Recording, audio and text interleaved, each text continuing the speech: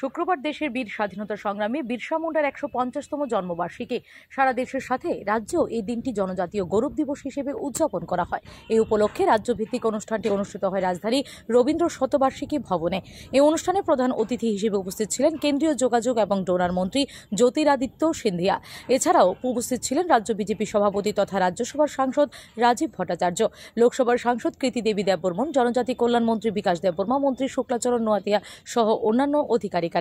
প্রদীপ জ্বালিয়ে অনুষ্ঠানের উদ্বোধন করেন কেন্দ্রীয় মন্ত্রী। অনুষ্ঠানে বক্তব্য রাখতে গিয়ে কেন্দ্রীয় যোগাযোগ এবং ডোনার মন্ত্রী জ্যোতিরাদিত্য সিন্ধিয়া বলেন, দেশের জনজাতিদের একটি গৌরবময় ইতিহাস রয়েছে। এই ইতিহাসকে বাদ দিলে দেশের ইতিহাস অসম্পূর্ণ রয়ে যাবে। কেন্দ্রীয় মন্ত্রী আরও বলেন, স্বাধীনতার পর দেশের বিকাশ এবং প্রগতির পথ থেকে জনজাতিদের পিছিয়ে রাখা হয়েছে। কংগ্রেস সরকার আদিবাসীদের আওয়াজকে দাবিয়ে রাখার চেষ্টা করে চলেছিল, কিন্তু ২০১৪ সালে দেশে এক বিরাট পরিবর্তন এসেছে।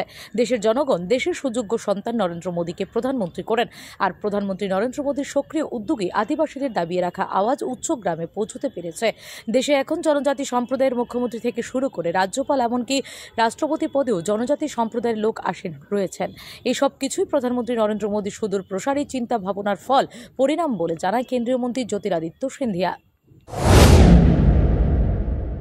সংরক্ষণের আন্তরিকতার সঙ্গে কাজ করেছে।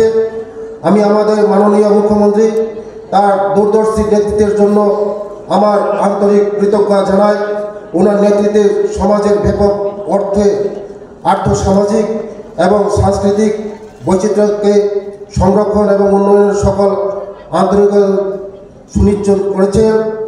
রাজ্য সরকার জনজাতি জনগোষ্ঠীর অর্থ সামাজিক উন্নয়নের লক্ষ্যে বিশেষভাবে সচেতন এবং জনজাতিদের উন্নয়নমূলক কর্মসূচিকে সার্বিক গুরুত্ব সহকারে বাস্তবায়িত করে চলছে।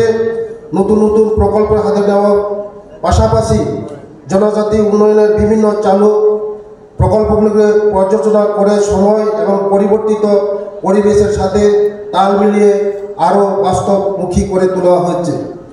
জনজাতি জনগোষ্ঠীর শিক্ষার প্রসারের লক্ষ্যে ছাত্রাবাস বৃদ্ধি পাক মাধ্যমিক। Bureau report, S Bharat live 24 hours.